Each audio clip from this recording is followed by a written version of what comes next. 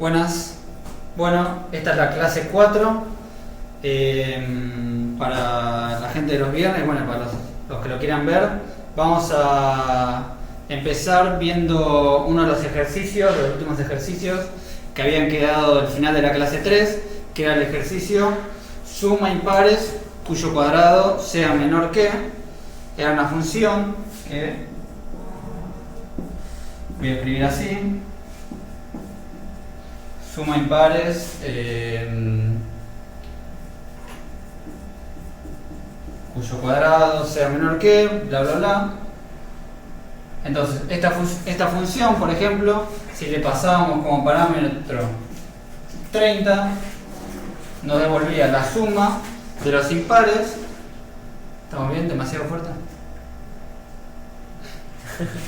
De los impares cuyo cuadrado sea menor que 30. Por ejemplo, empezamos con 1, el cuadrado de 1 es 1, entonces es menor que 30. Después el siguiente impar es 3, el cuadrado de 3 es menor que 30 también. Lo mismo con 5, pero el cuadrado de 7 ya es 49, que es mayor que 30, así que frenamos acá y esto nos da 9. Entonces, esto es lo que tiene que hacer la función. Bueno, entonces, la dificultad de esta función estaba en que, si bien nosotros acá nos pasan como parámetro un n, el cual es la cota de los números que tenemos que sumar, es muy difícil digamos, hacer recursión sobre este valor, sobre n, porque tendríamos que, por un lado, mantener el n, el al cuadrado, digamos, tendríamos que ver que el impar que estamos sumando su cuadrado es menor que n, y a su vez tendríamos que ir manteniendo el n, digamos, ir haciendo pasito a pasito, ¿sí? Entonces, digamos, no sé si ustedes lo pensaron, pero la solución más fácil acá es usar una función auxiliar que recibe además otro parámetro por el cual sí podemos hacer la recursión, ¿sí? Entonces, si nosotros tuviéramos, por ejemplo, un m y un n, donde el m es el impar que estamos sumando ahora, entonces nosotros podríamos ver si m al cuadrado es menor que n y sumarlo o no, ¿sí? De esta forma es mucho más sencillo ir llevando una cuenta de cuáles son los impares que estamos sumando. Entonces, la manera que están las diapos resuelta es simplemente hacer una función auxiliar que lo que hace es recibir dos parámetros. Entonces vamos a llamarla auxiliar, que recibe, acá vamos a ponerle n, que recibe dos parámetros. El primer parámetro que le voy a poner acá va a ser el primer impar que voy a empezar a evaluar, ¿sí? Entonces, la función auxiliar toma un impar y el mismo n que le pasamos a la función suma impares cuyo cuadrado sea menor que n. Y va a seguir sumando los impares hasta que llegue a uno que sea mayor que n al cuadrado. Entonces, si pensamos en la función auxiliar, ¿cuál sería el caso base de la función auxiliar? El caso base de la función auxiliar es, si esto es p y n, el caso base sería que p al cuadrado, vamos a ponerle bien, que p al cuadrado sea mayor que n. Entonces, si p al cuadrado es mayor que n, lo que hacemos es devolver 0. ¿Está bien? Y en caso de que no, en caso de que esto no suceda, otherwise,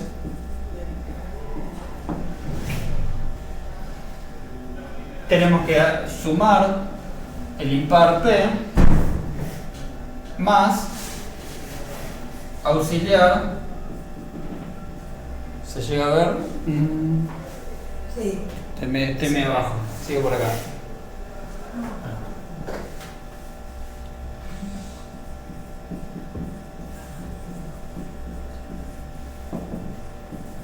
Es el impar P más auxiliar.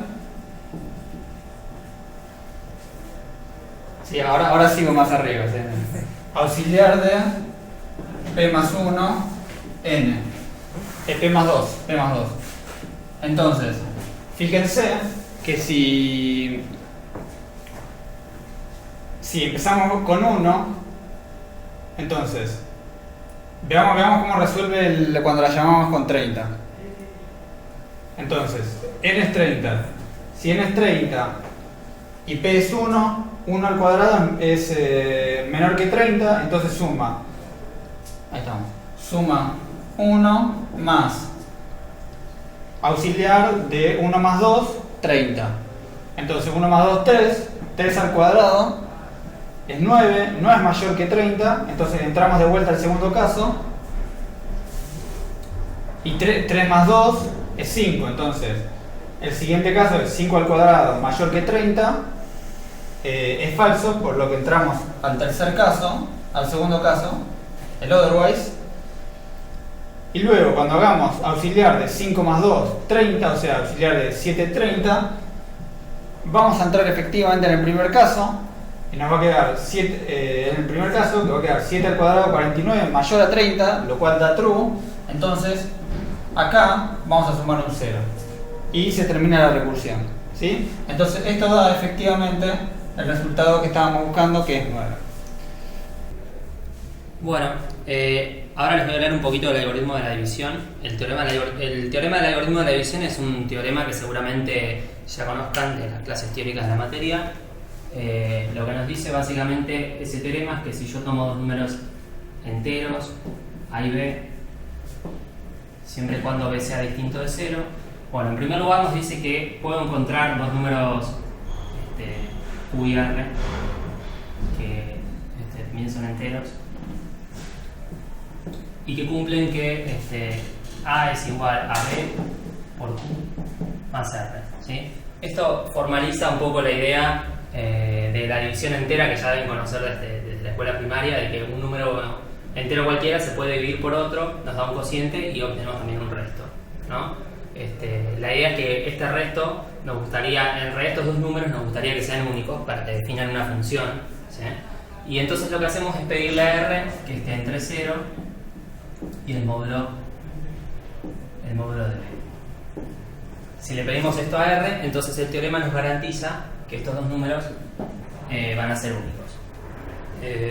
Bueno, lo que nosotros querríamos hacer es, bueno, como bien dijimos, esto nos permite definir una función, nos permite tomar dos números y pensar en una función que es la división entera, ¿no? O tenemos un cociente y también una función que podemos pensar, a este resto también lo podemos pensar como una función de A y B, ¿no? Entonces nos gustaría poder programar esas funciones, poder hacer un programa en Haskell que nos diga, dado un número A y un número B, cuál es el cociente y cuál es el resto, ¿no? Bueno, ¿cómo podemos hacer eso? Bueno, lo bueno es que la demostración de este teorema es una demostración constructiva.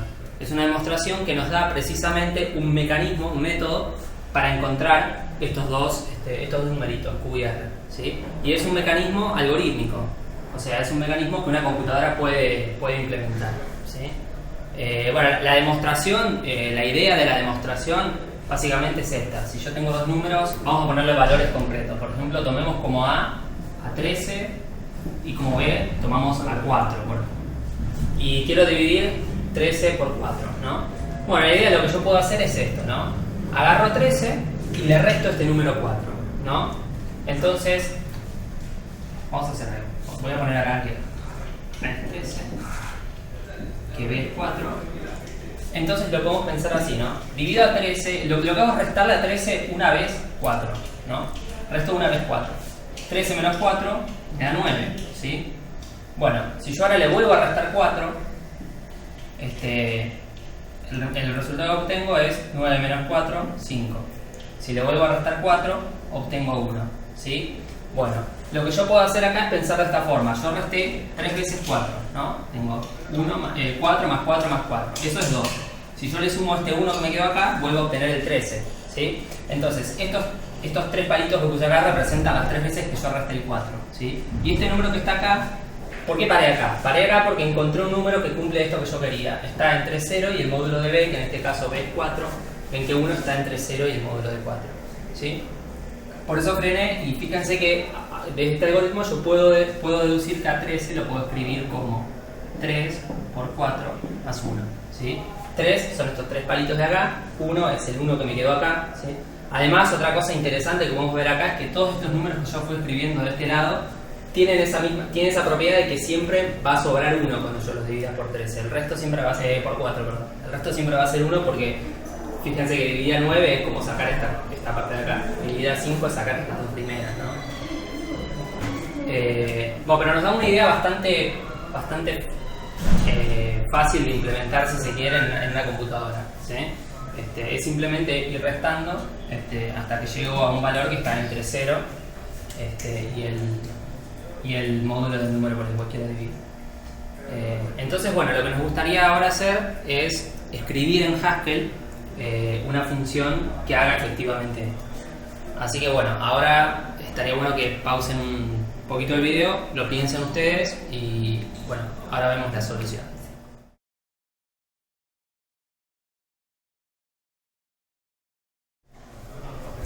Bueno, espero que no estén viendo esto si todavía no resolvieron, porque no es la idea, no se spoileen, piénsenlo. Asumiendo que ya lo pensaron, voy a dar la solución que vamos a hacer en clase. Lo que vamos a hacer es asumir que b es mayor que 0 y que a es mayor o igual que 0. ¿Sí? Lo voy a hacer así para hacer más simple la solución. Después es fácil generalizar eso al caso para cualquier valor, para cualquiera de los valores posibles de a y b. Lo que vamos a tener que hacer es esto, ¿no? Lo que nos gustaría hacer es una función división que tome dos valores enteros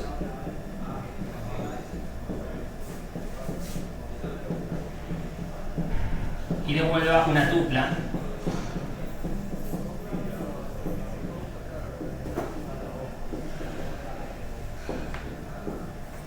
donde esta tupla es el cociente y el resto de dividir al primer entero por el segundo. Bueno, pensemos entonces una forma recursiva de hacerlo, ¿no? La idea es usar recursión, ¿sí?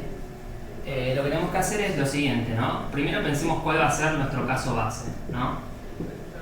Si pensamos en lo que habíamos escrito recién en el pizarrón, nosotros íbamos a ir restando hasta que llegáramos a un número que esté entre 0 y el módulo del número del divisor, ¿no? El módulo de b. Entonces esos van a ser nuestros casos base. Ahí es cuando cortamos, cuando dejamos de procesar, ¿no? Cuando llegamos a un número que está entre 0 y el módulo de b. Entonces eso es lo que vamos a chequear en nuestro caso base. Que 0 sea menor que a, menor o igual que a. Esto acá tendría eso. Y además que a sea menor, bueno, en este caso vamos a usar b, porque en realidad esta parte, digamos, no es necesaria porque habíamos asumido que era mayor o igual que 0, ¿sí? Pero bueno, esto lo voy a borrar para no ocupar lugar en el pizarrón nada más. Entonces, con a menor que b estamos, ¿no? Con a menor que b ya sabemos que a es mayor o igual que 0, así que caímos en un caso base. Bueno, acá simplemente, ¿qué es lo que vamos a hacer? Bueno, ¿cuál es el resultado de dividir? Nosotros lo que sabemos es que si a lo escribimos como 0 por b más a, bueno, esto va a estar bien, ¿no? Esto siempre vale para cualquier valor de a y b, pero en particular, como b estaba entre 0 y el módulo de b, como a estaba entre 0 y el módulo de b, este nos sirve como resto, ¿sí? Entonces esto nos sirve como cociente, nuestro cociente es 0 y nuestro resto es a. Entonces lo vamos a devolver acá, simplemente es 0 y a. ¿Sí? Ese es el caso fácil. Bueno, en el caso recursivo, ¿qué es lo que queremos hacer?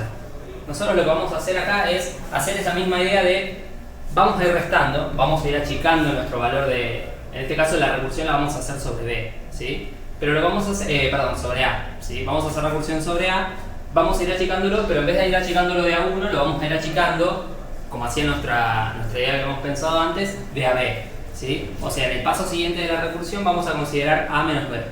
Entonces, para hacer la recursión lo que nosotros vamos a hacer es asumir que ya tenemos resuelto esto, ¿no? División de A menos B,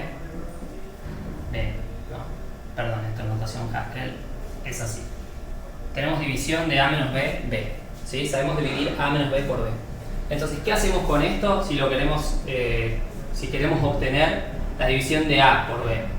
Bueno, el resto va a ser el mismo, ¿no? Porque era como esa tablita que habíamos escrito. Fíjense que nosotros teníamos hoy, por ejemplo, el 13, y dividíamos acá y acá nos quedaba el 9. Cuando íbamos restando, ¿se acuerdan que habíamos pensado que el resto se mantenía igual, ¿no? Teníamos el 5, el 1, el 1. Todos estos tenían todos el mismo resto. En este caso, cuando le resto B a A, ¿no es cierto? Sigo obteniendo el mismo resto. O sea que la segunda parte de nuestra tupla, el resto, ¿sí? Va a ser lo mismo. Perdón, esto estoy diciendo cualquier cosa. Lo que yo quiero calcular es división de AB, ¿sí? La que yo tengo es división de A menos B, B. Entonces, el resto va a ser el mismo resto de división de A menos B, B, ¿sí? Entonces, si yo tengo resuelto división A menos B, B, como el resto es la segunda componente de esa tupla, vamos a hacerle second a esto. Y ese es el resto que tenemos, ¿sí? Y en cuanto al cociente, bueno, lo que nosotros querríamos simplemente es hacer ¿qué cosa? Bueno, si nosotros sabemos escribir A menos B como Q por B más R, entonces, ¿qué pasa si sumamos B a esto? Por ejemplo, le sumamos B de los dos lados. Nos queda que A es igual a Q por B más B más R, ¿no? Esto es Q por B más 1 más R. Q más 1 por B más R. Ven que el cociente es Q más 1, ¿no? O sea, la idea es que cuando yo reste 1, el cociente se me achica al 1. Ahora lo quiero volver a agrandar, ¿no? Entonces, lo único que hago es tomar el cociente de la división que ya se va a resolver y le sumo 1.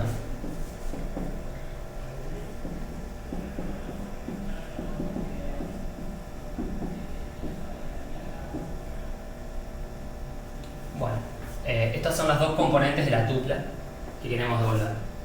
Bueno, en principio esto está bien, o sea, esto es un resultado del problema que queremos. Por ahí tiene una cosa medio fea, que es que estamos escribiendo dos veces div A menos B, B. Y ese escribir dos veces, no solo es feo por escribirlo dos veces, sino porque aparte Haskell está haciendo esta cuenta dos veces, y la está haciendo dos veces en cada paso de la recursión. O sea, si tenemos un número acá, un A muy grande, en el siguiente paso de la recursión Haskell hace dos cuentas. Y para cada una de esas dos cuentas Haskell hace la cuenta siguiente dos veces, ¿sí? Entonces la va a hacer 4 en el paso siguiente. Y así en cada paso va haciendo más y más cuentas. Y está haciendo un montón de cuentas que no necesitamos, porque esta cuenta la podemos hacer una sola vez a esta división. Entonces, para ahorrarnos eso, podemos usar una notación que Haskell nos proporciona, que es la siguiente.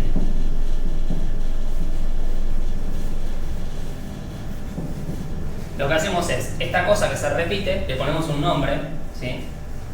Supongamos que ese nombre es D, por ejemplo.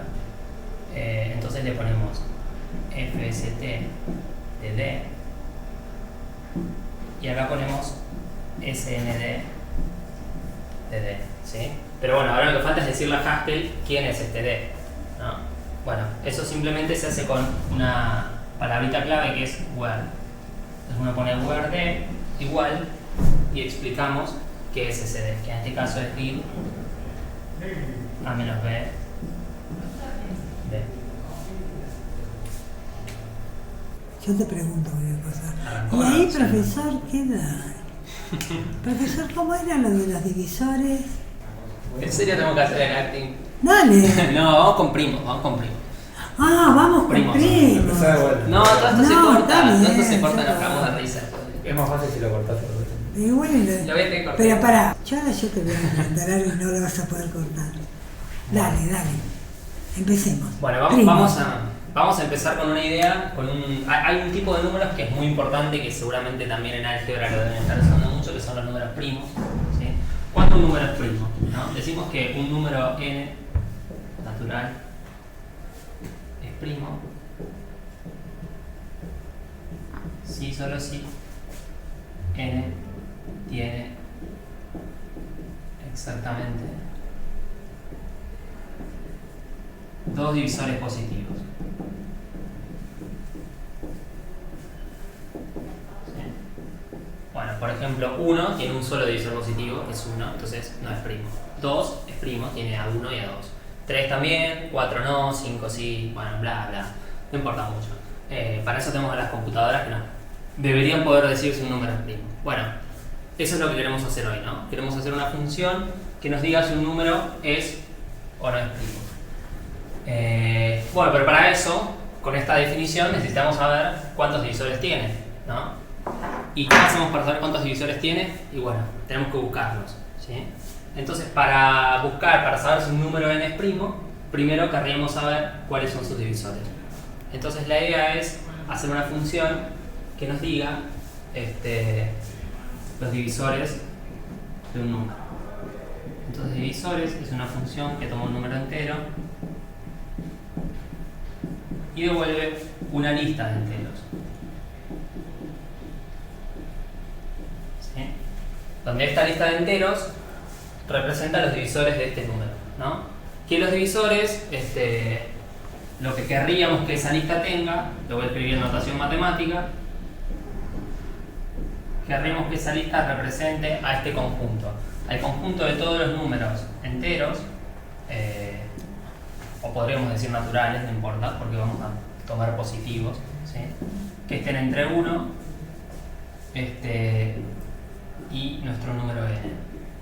Y que además cumplan que estos números k dividan a n, ¿no? Bueno, esto es en notación matemática lo que queremos que haga nuestra función divisores, ¿sí? Bueno, esto hay una forma de traducirlo al lenguaje Haskell bastante directa. Vieron que siempre vemos que Haskell es bastante directo con la notación matemática, pero todavía no la vimos esa notación. Entonces lo que vamos a hacer es practicar lo que venimos haciendo y tratar de hacerlo con recursión, ¿sí? Bueno, ¿cómo podemos resolver esto de forma recursiva? El problema que tenemos acá es el siguiente. Nosotros agarramos este número n, que es el único parámetro que tiene nuestra función, ¿sí? Y lo que nos gustaría es achicar ese número para llegar a un caso base, ¿no? Pero imaginémonos que nosotros queremos calcular los divisores de 9, ¿no? Entonces decimos, bueno, pensamos esto, ¿no? Un caso base sería, por ejemplo, los divisores de 1, que son solo el 1. Eso es fácil, lo podemos calcular. Agarramos los divisores de 9 y lo que queremos hacer es achicar ese 9 para ir llegando, acercándonos a 1. Pero si ahora miramos los divisores de, por ejemplo, 8, son nada que ver con los divisores de 9.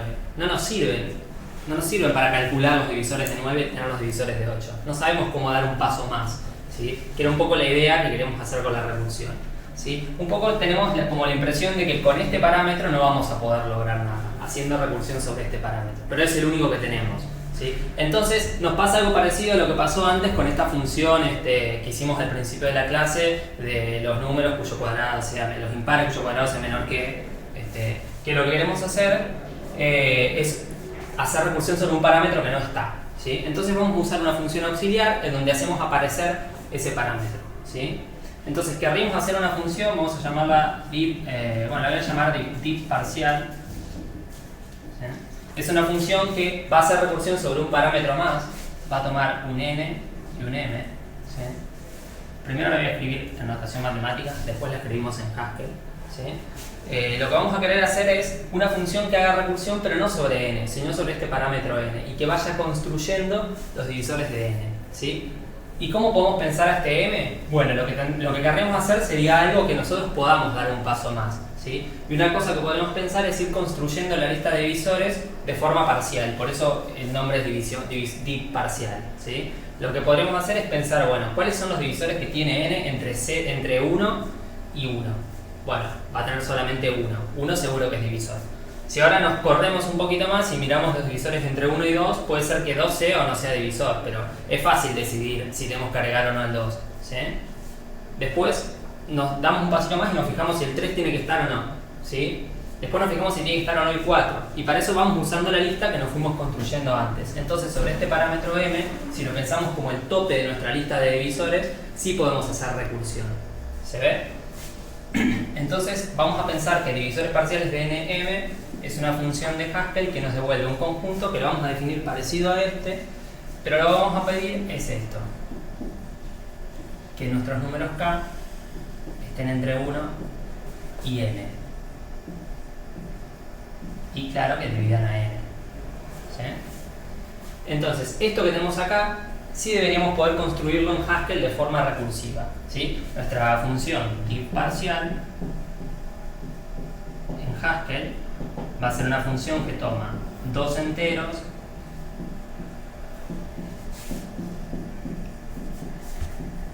y que devuelve una lista de enteros.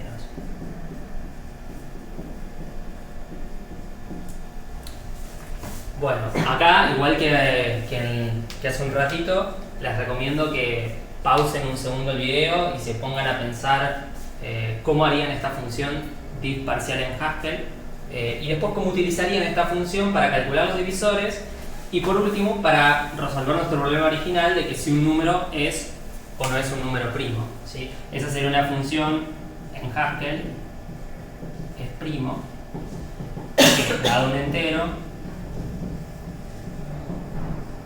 nos diga si ese entero es o no es primo, ¿sí? Entonces es un valor booleano, ¿sí? Entonces, bueno, los ejercicios que están en las diapositivas, la idea es que resuelvan esta función, que programen esta función de acá, esta función de acá y esta función de acá.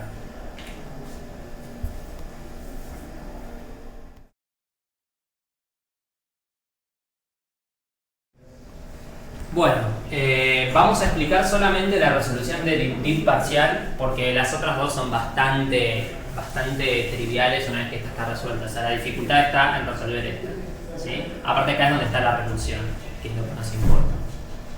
Bueno, ¿cómo resolvemos esto en forma recursiva? El caso base un poco como que ya lo dije hace un ratito, ¿sí? Habíamos pensado que si nosotros nos pedían div parcial de un número n cualquiera hasta 1, como 1 siempre es divisor de n, para cualquier natural, entonces acá lo que deberíamos hacer es devolver, en notación matemática sería el conjunto que tiene solo el 1, ¿no?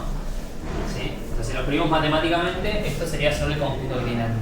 Este podría ser nuestro caso base. Y después simplemente nos vamos expandiendo, vamos pensando cómo haríamos con esto para resolver para valores de m más grandes. Esto escrito en Haskell se ve así: div parcial de nm,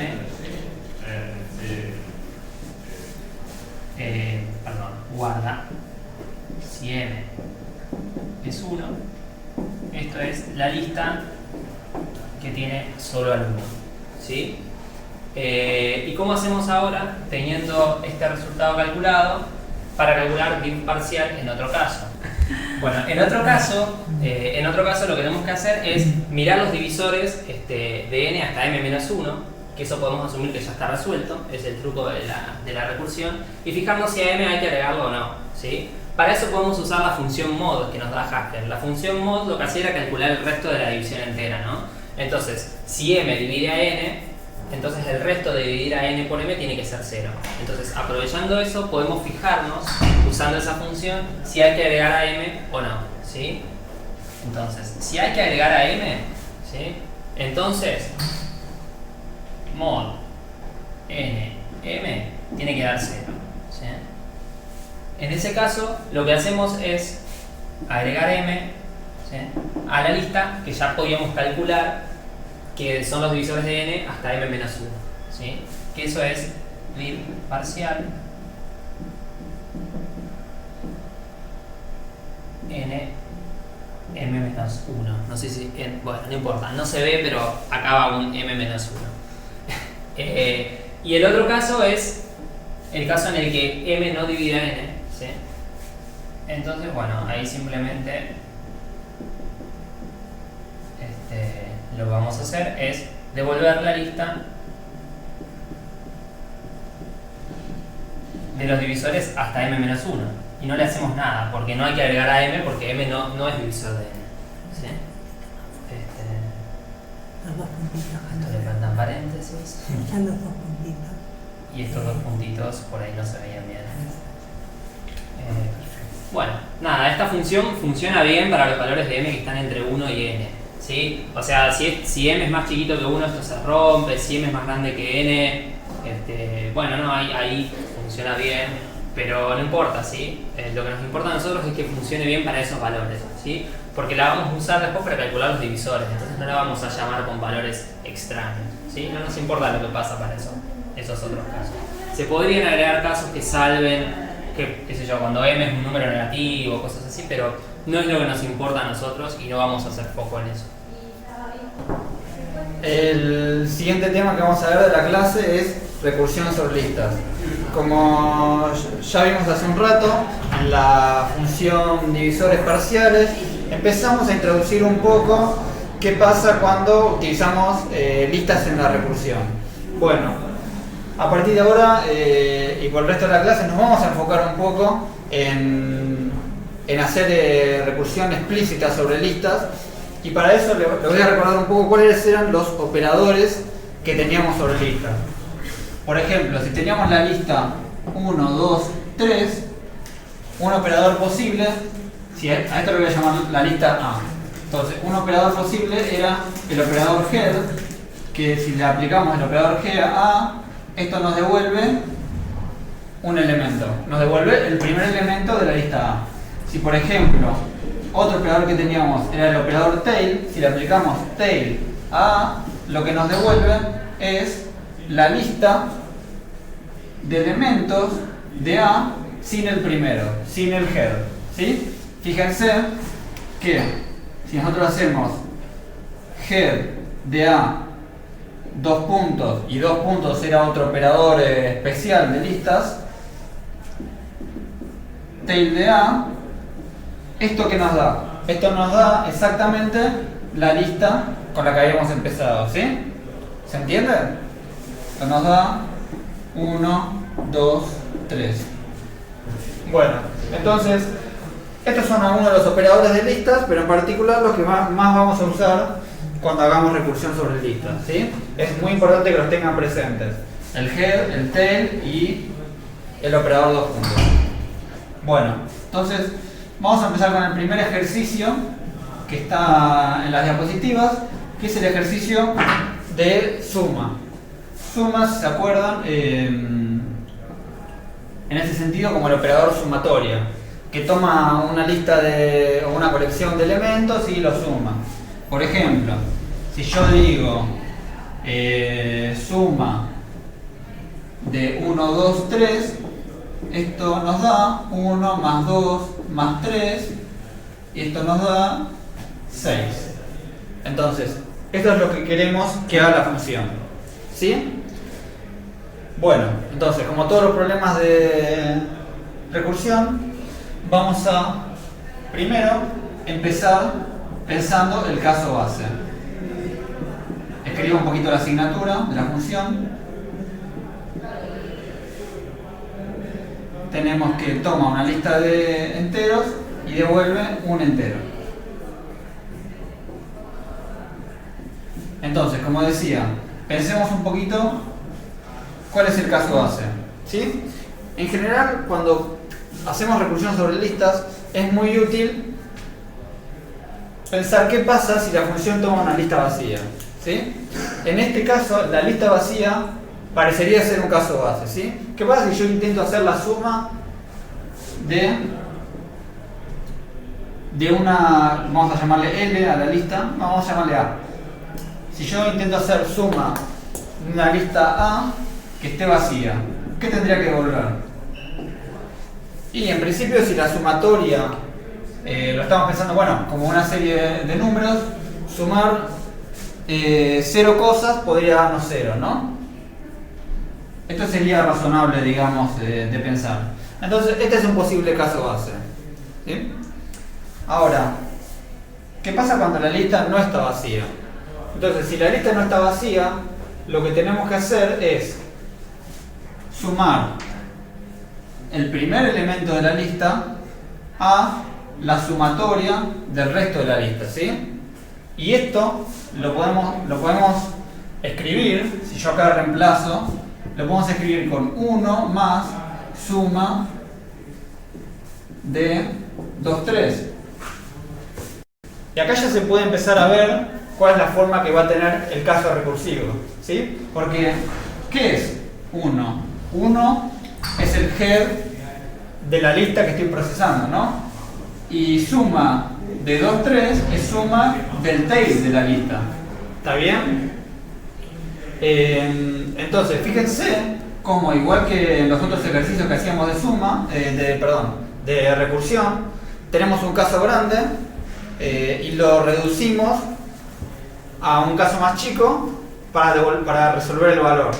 Entonces, si pasamos esto a notación Haskell, tenemos que en este caso vamos a hacer head de A, sigo acá abajo, más suma de tail de A. ¿Está bien? Entonces, veamos cómo reduce esto con un ejemplo cortito. Entonces, si hacemos, a ver, se ve ahí, un poquito más arriba. Tengo acá. Si hacemos suma de 2, 3, el head de 2, 3 es 2. Así que esto es 2 más el tail de 2, 3 es la lista con un solo elemento, que es el 3. ¿Está bien? Y esto es lo mismo que 2 más el head de la lista con un solo elemento es ese elemento, más suma, y el tail de esta lista que tiene un solo elemento es la lista vacía. Y ahora, ¿cuánto da suma de la lista vacía? Bueno, suma de la lista vacía, por nuestro caso base, es 0. Entonces esto es 2 más 3 más 0. ¿Sí? Que es lo mismo que hacer la sumatoria de 2 más 3, que da 6. 5. Gracias. Entonces ahora tienen la diapositiva, tiene unos ejercicios para hacer, que es el de productoria, que lo van a poder hacer muy similar a esto, pero igual piénsenlo, y el de reverso. Háganlo, el reverso de una lista, lo voy a escribir acá arriba.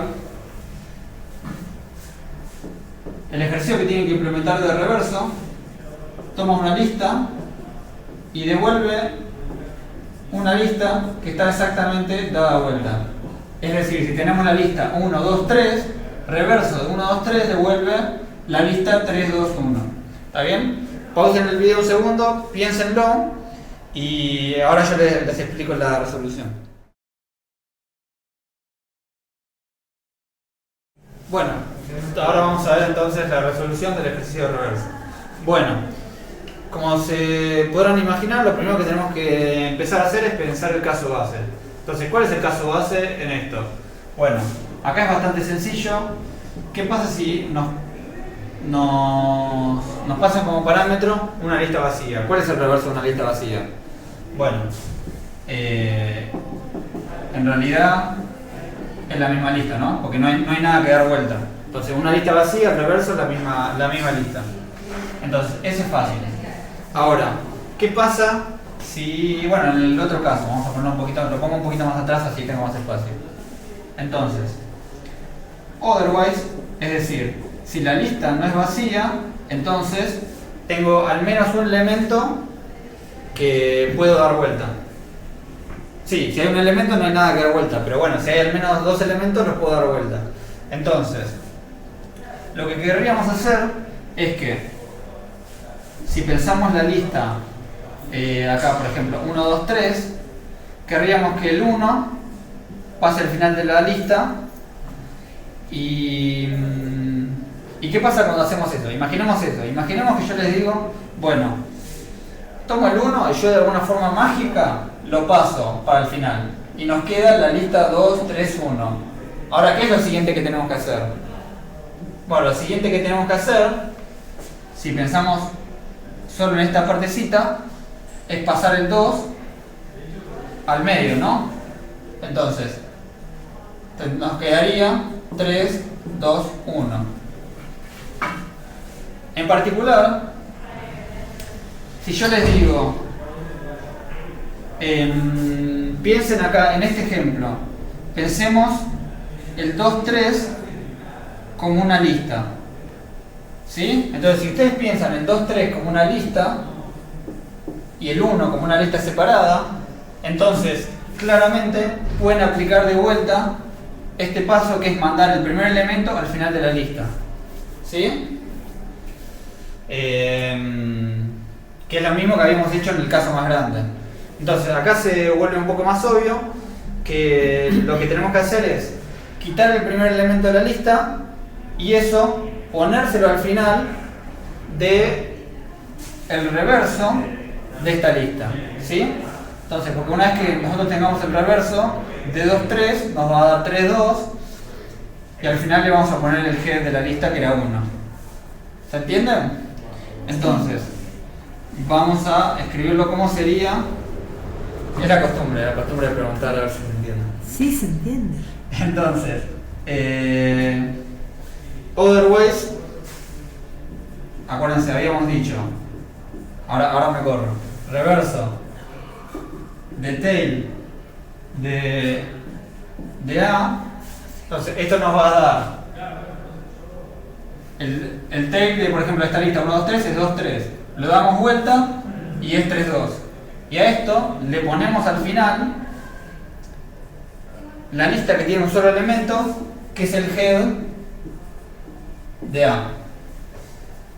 Y con esto ya va a andar. Esta es la resolución que está en las diapositivas. Piénsenla ustedes igual, y vuelvo a repetir lo que había dicho antes, de que lo más importante cuando piensan en ejercicios de recursión es en pensar el caso base, y luego que tienen el caso base, lo importante es buscar cómo ustedes de un caso grande pueden ir a un caso más chico, o dicho de otra forma, cómo pueden utilizar un caso más chico para resolver un caso más grande. Cuando veíamos recursión con números, cuando la función tenía que devolver números, en general ese ir al caso más grande era restar 1, sumar 1, pero acá fíjense que en las listas es ligeramente distinto. Acá achicar o agrandar los casos involucra quitar o agregar elementos, ¿sí? Entonces, esa es la diferencia fundamental entre hacer recursión con números integer y hacer recursión sobre listas. Pero la forma de pensarlo siempre es la misma. Creo que sí. Bueno, y quedan algunos ejercicios al final de la diapositiva. Piénsenlos, intenten hacerlos. Y el próximo viernes vamos a dar consultas sobre las dudas que tengan de esos ejercicios. Creo que son a ver, la función suma, que dadas dos listas suma posición a posición los elementos de esa lista. La función producto interno. Bueno, que lo vean de la diapositiva. Está bien. Bueno, bien. Profesor, como usted quiera. Bueno, muestro ejemplos de cuáles son. Entonces, suma de 1, 4, 6, estoy poniendo el mismo ejemplo que está en la diapositiva. 2, menos 1, 0. Entonces, esto nos da 1 más 2, 3, 4 menos 1, 3, 6 más 0, 6. ¿Está bien? Eso es lo que hace la función suma. Vamos a ver el producto interno. Entonces, producto interno de dos listas es multiplicar posición a posición e ir sumando. Ese es bastante sencillo. Bueno, el ejercicio 3 es, ¿se acuerdan que nosotros habíamos hecho la función división? Adáptenla para números negativos. Y luego tienen que hacer el ejercicio 4, que es la función no tiene divisores hasta que, dado, esta es más compleja, entonces vamos a ver un ejemplo. No tiene divisores hasta. y toma tres parámetros. No, dos parámetros, m y n. Y devuelve verdadero si ningún número entre 2 y m divide a n. Entonces, por ejemplo, esta función de